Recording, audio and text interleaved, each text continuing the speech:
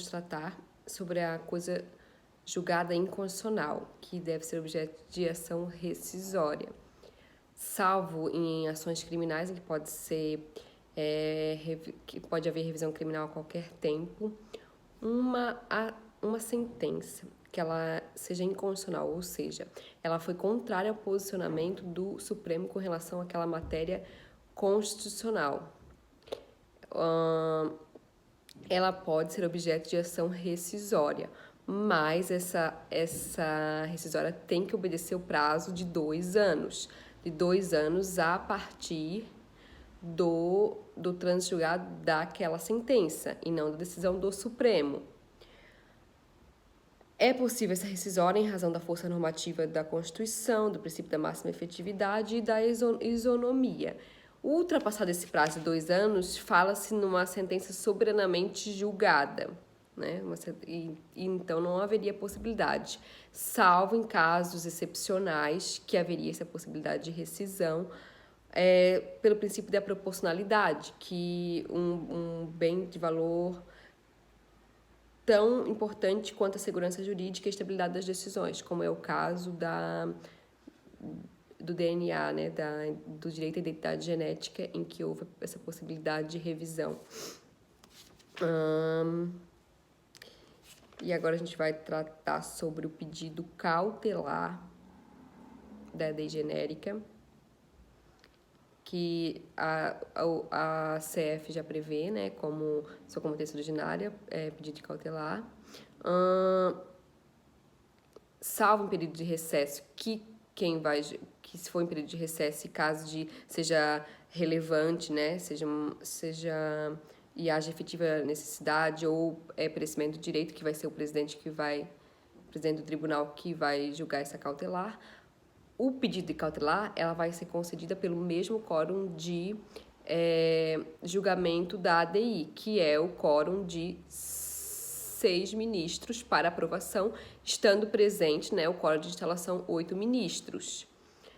A autoridade, ela vai, em regra, ela vai se manifestar no prazo de 5 dias, a autoridade que emanou o ato, né, o órgão autoridade, vai se manifestar no prazo de 5 dias, salvo excepcional urgência.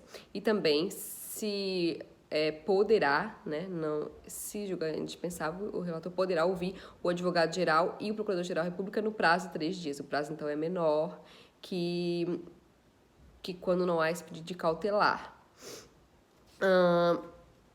Os efeitos da cautelar são diferentes da ação direta. É uma decisão erga omnes, só que não há o efeito ex tunc. O efeito é ex nunc. É a partir da suspensão em diante. Mas o tribunal ele pode, sim, conceder efeito ex tunc.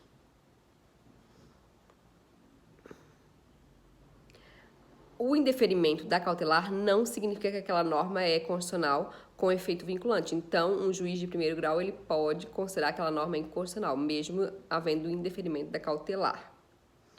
E para finalizar, nós vamos tratar sobre o Instituto da Reclamação, que agora está previsto no novo CPC também, e que vamos estudar lá quando estudarmos recursos ou processos nos tribunais em processo civil.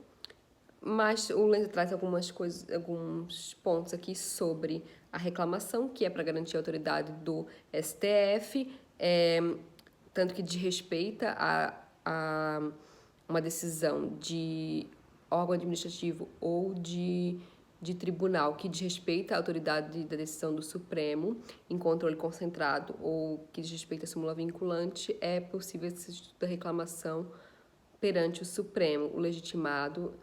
Os legitimados são atingidos pela decisão contrária ao atendimento do Supremo. Não é necessário aqueles legitimados especiais do artigo 103 da Constituição.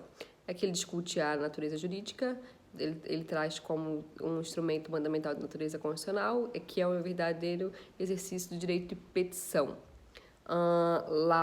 No novo CPC, o Instituto da Reclamação está previsto no título da Ordem dos Processos nos Tribunais, competência originária dos tribunais. Então, é isso. É um assunto bem extenso, que a gente tem que...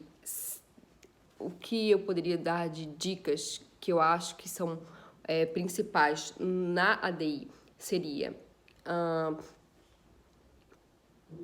ter em mente que é todo um sistema para proteger a Constituição, são instrumentos para que normas, leis não firam os preceitos constitucionais, nem de uma forma que ofenda o processo formalmente, o que está previsto na Constituição, com relação ao processo, e nem materialmente, os preceitos materiais que ela traz.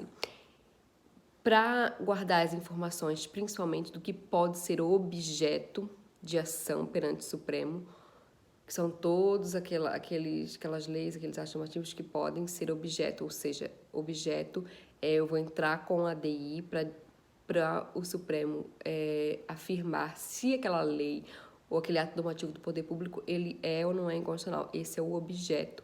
O paradigma é o mais tranquilo na ADI, porque todo o texto constitucional, os tratados com status de emenda e a DCT, que é eficácia aderida, tem que guardar também que podem ser paradigma de confronto, podem ser parâmetro para discutir o objeto. Além disso, eu guardaria as informações sobre os legitimados, que são extremamente importantes, e os que têm pertinência, que precisam ter pertinência temática, e os que precisam de advogado.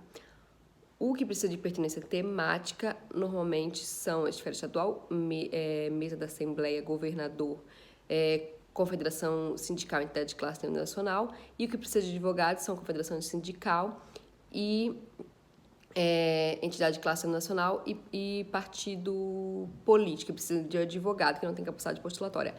É muito importante saber qual o ato normativo pode competente o Supremo para julgar, que é só federal ou estadual e não pode municipal, que fira a Constituição, só por difuso ou a DPF. Então, muito importante guardar essa informação de que municipal não pode ser objeto de ADI perante o Supremo, nem a lei municipal que fira só a Constituição Federal, também não pode ser no Tribunal de Justiça, só a lei municipal que fere a Constituição Estadual. Além disso, eu acho que algumas regras, é importante também ver as regras de processo, de cautelar, o quórum de instalação, o quórum de votação, importante também. Eu acho que essas são as regras mais importantes que eu consigo lembrar no momento, assim, que devem ser guardadas. Mas é um assunto que tem que repetir mesmo, porque são várias regrinhas que no fim a gente acaba se familiarizando. A primeira vez é mais difícil, mas o transcorrer vai ficando algo mais comum. Então é isso. Eu fico bem feliz de a gente ter conseguido finalizar esse tema. E quero finalizar agora a DPF, as demais ações do controle concentrado, para entrar em talvez em licitação ou outra disciplina. Um beijo, uma ótima semana a todos nós, que a gente consiga seguir firme nos estudos. Tchau!